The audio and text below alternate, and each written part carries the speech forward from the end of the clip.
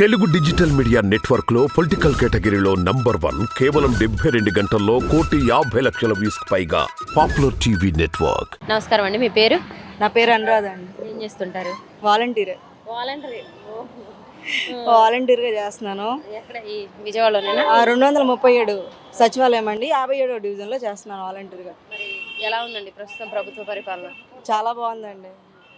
అంటే ఇదివరకు ఎప్పుడు కూడా ఇలా లేదనమాట. అందరికీ పథకాలు రావటం కానీ, ఇప్పుడు ముసలి వాళ్ళకి పెన్షన్లు ఇవ్వడం కానీ, పొద్దున్న 5 గంటలకల్లా పెన్షన్ ఇచ్చేస్తాం మేము. ఇంకా ప్రభుత్వం అయితే సూపర్గా ఉంది. మళ్ళీ కూడా ప్రభుత్వం మా జగనన్నే గెలవాలి. మరి అసలు ఈ వాలంటీర్లు అక్కడక్కడ డబ్బులు తీసుకొని పనులు చేస్తున్నారు అంటున్నారండి. లేదండి, డబ్బులు అయితే స్వచ్ఛందంగానే చేస్తారు వాలంటీర్స్. డబ్బులు తీసుకొని అయితే చేయరు. మరి వాలంటీర్లకి మరి ఎన్ని లక్షల మందికి అండి ఇచ్చారు? చాలా మందికి వాలంటీర్స్ ఇచ్చారు మన ఏపీ మొత్తం. 2 లక్షలు పైగా ఇచ్చారు. మరి వీళ్ళందరికీ అంటే ఈ జీతాలు సరిపోవట్లేదు అని చెప్పేసి అంటున్నారు. జీతాలు మాత్రం సరిపోవట్లేదు.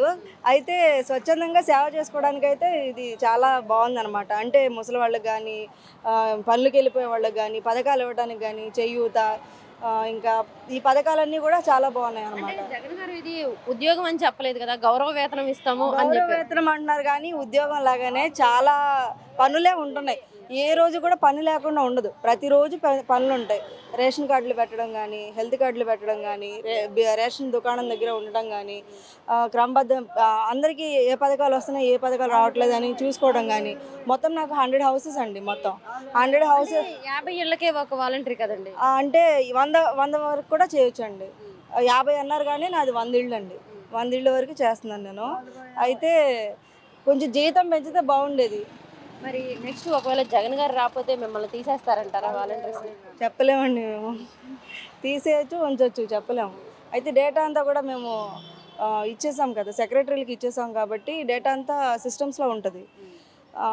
కాబట్టి మేము ఉంటామా లేదా అనేది మాకు డౌటే. అయితే ప్రభుత్వం అయితే బాగుంది, బాగా చేస్తున్నారు. అమ్మ ఒడి పడింది, వాహన మిత్ర పడే వాళ్ళకి వాహన మిత్ర పథకాలు వచ్చే వాళ్ళందరూ ఓటేస్తారండి తప్పనిసరిగా. మరి పథకాలు ఇచ్చేవాళ్ళు అంటున్నారండి. ఇప్పుడు మీరు ఒక వాలంటరీగా, మరి ఈ వాలంటీర్లు కూడా పార్టీలు చూసే పనులు చేస్తున్నారు. వైసీపీ అనుకున్న వాళ్ళకి మాత్రమే పనులు చేస్తున్నారు. టీడీపీ వాళ్ళకి కానీ, జనసేన వాళ్ళకి కానీ పనులు చేయట్లేదు అంటున్నారు. ఇది ఎంతవరకు నిజమండి?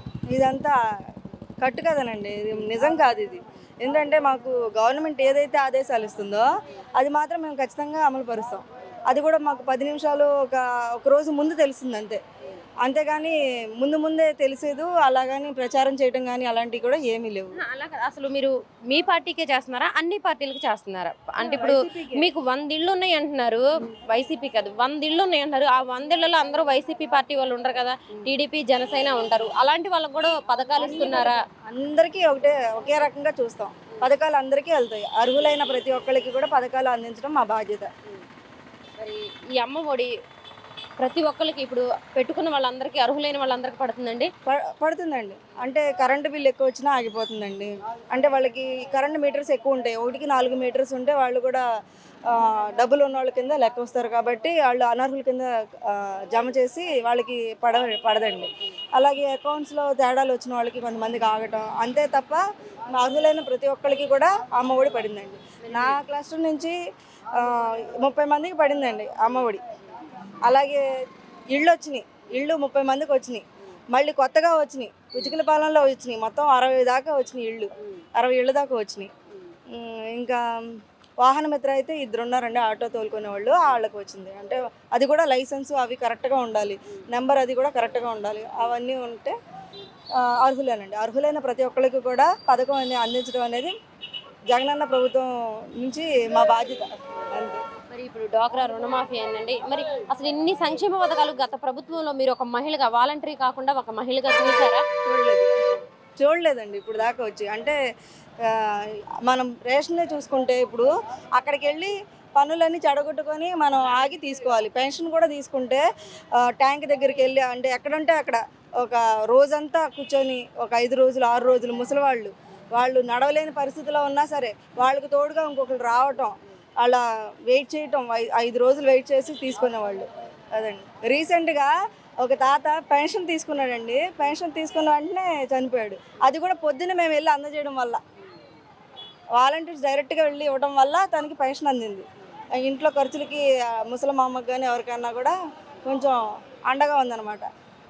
మేము ఇస్తున్నట్టు ఫీల్ అవ్వరు జనాలు, మా జగన్ మా కొడుకు ఇస్తున్నాడు అంటారు. ఓకే అండి. మళ్ళీ అయితే నెక్స్ట్ మళ్ళీ మరి జగన్ గారిని అసలు జగన్ గారి ప్రభుత్వం బాగాలేదు, ఆయన అసలు గద్దె దించాలని చెప్పేసి పార్టీలన్నీ పొత్తులు పెట్టుకొని వస్తున్నాయి కదండి. అంటే ఇప్పుడు నిజానికి బాగా ధైర్యం ఎక్కువ అండి. అప్పుడు బాగా చేస్తున్నాడు కాబట్టి వాళ్ళ మీద నిందలు పడుతున్నాయి. కాబట్టి కాయ ఉన్న చెట్టుకి కాయ ఉంటేనే కొడుతుందండి. అదండి.